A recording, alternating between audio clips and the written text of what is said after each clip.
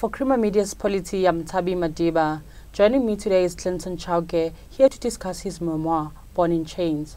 Welcome, Clinton. Thank you so much for having me. And who is Clinton Chauke and why did you write this book? Clinton Chauke is a young man who is living in South Africa. I was born in 1994, the year in which our country got democracy. And so I wrote a book about my experiences so far. So that's what I'm all about. And your book is titled Born in Chains. Right. This seems to be a strong rejection of the description of those born after 1994 as born free. Could you please share with us why you thinking this it's not relevant to the people that are born after 1994? Well, yeah, the reason why I titled it Born in Chains is because, as I said, I write about my story, and when I analyze my life story and my life experiences, they're not different to the people who were born before me. So I think I was born in chains. There was nothing free, about my life. Okay. And that's why I chose to title it, Born in Chains. And can you tell us why your father wanted to name you Maxon but ended up naming you Clinton instead? Well, my grandfather, his name was Jackson, and then he named my father Jameson. So my father wanted to name me Maxon so that he can keep the rhythm going. So my mom refused because Maxon seems like a name for old people. So, my father was a political guy, so he was like, okay, Bill Clinton was the president of America. Then he was like, okay, let's give him this one. Okay. And can you talk to us about how you struggled with your skin complexion when you were growing up? Well, there is a little bit of stigma, not a little bit, there is a stigma when you are dark-skinned in this country because, with skin color and complexion and skin tone, they judge your beauty, they judge your humanness, with the legacy of apartheid and everything. So I struggled with that, I got mocked more, and that's why, the book is also Born in Chains. It's also one of those chains. Then how did you find that? Was it difficult or...? It was difficult at first, but then I realized that these things were made up. They were made up by people. Then I looked at people. I'm like, people are the same, just that they're different in complexion.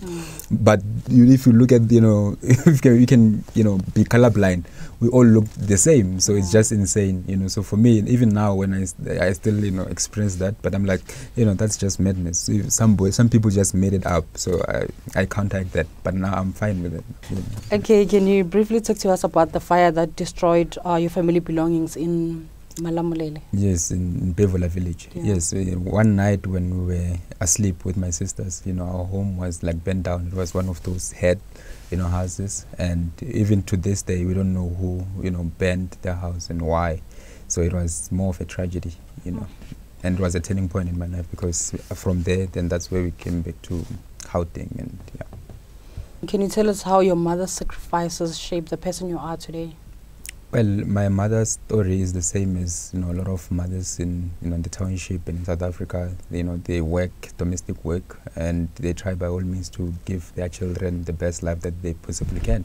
And I think I sensed that from my mother, and I tried to apply myself and try to better my situation.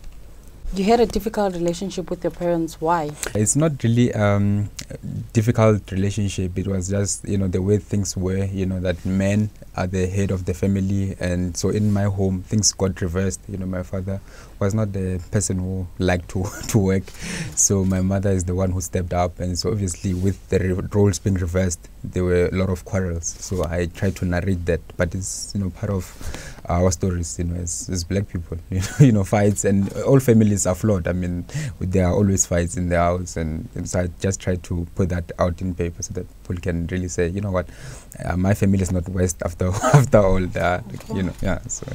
And can you tell us about how the environment that one lives in have an impact on a person's academic performances? For example, once you were in university, you were quickly able to score A's, but then when you were in the townships, you never did well academically. Yeah. It has a lot of effect on when you stay, for example, in Sandton. You're not gonna produce the same results as somebody who stays in Alexander because you've got library at home.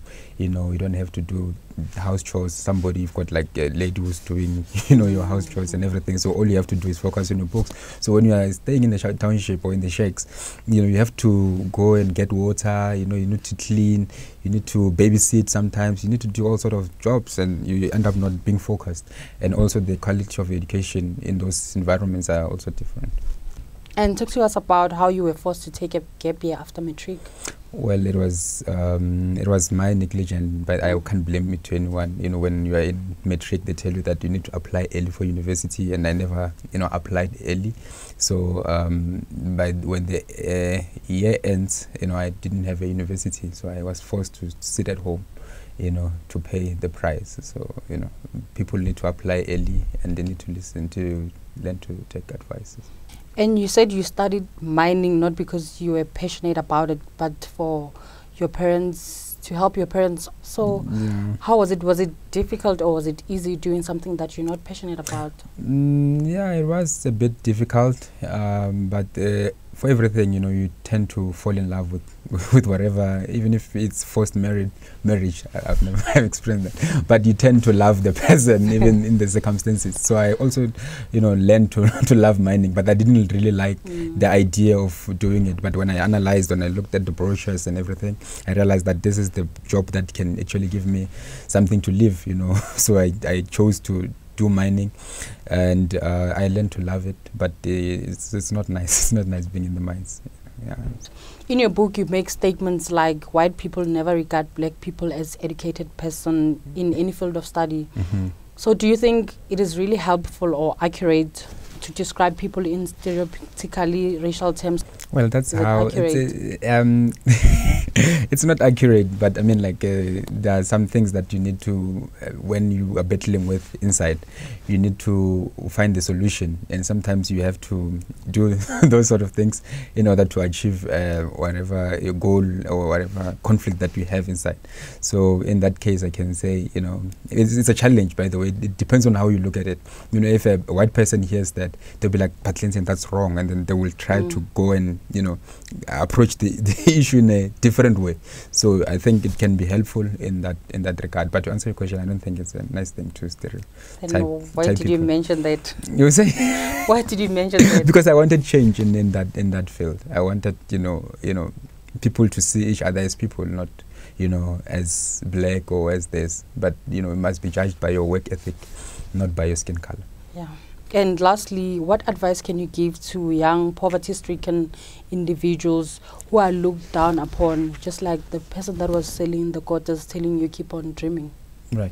Well, what I can say to young people is that they shouldn't lose hope, because, you know, if you lose hope, all else is lost. So you should keep the hope that you have, you know, the dreams that you have. I encourage, you know, my fellow young people to use their talents. You know, it might be in music, it might be in acting, anything. They can just focus on those things and try to find a way for themselves. Because, you know, if you were to work through the system is a giant, you know, standing on a very small creature. You can't defeat. So, you know, they need to, if they've got talents, they should, you know, use their talents to better their lives. And I think that's the only way that's going to solve most of their problems. Because not to listen to other people. Not to listen to other people, yes. Thank you. Thanks so much. That was Clinton Chauke speaking to Creamer Media's Polity about his memoir, Born in Chains.